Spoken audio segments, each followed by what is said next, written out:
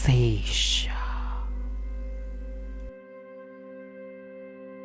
Hi guys, in this video we are going to understand how you can use various modules to analyze drones. So the first thing, in the previous few videos we saw a few modules and we also try to see some global settings. Now here you can enable DJI drone analyzer to analyze drones and the data from drones.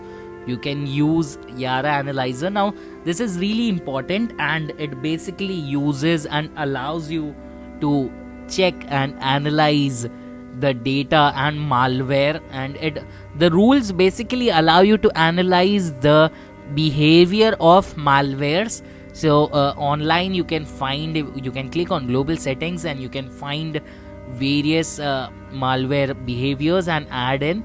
I usually enable the Yara analyzer, and then you again have the ISO analyzer. Now both Android and ISO analyzer, the Android one is ALEAP and the iOS is iLeap, so you can enable that. Now I also usually enable the GPX parser. It is a great module, and then we have the other Android analyzer.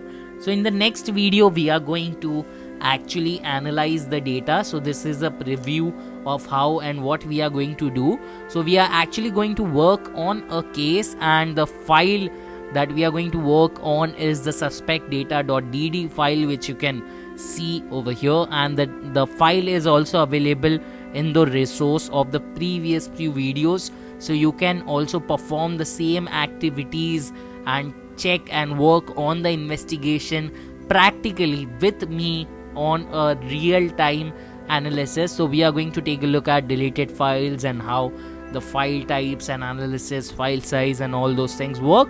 So without wasting time, I'll end the video over here. Just don't forget to scan the QR code on the left hand side, and waiting for you in the next video.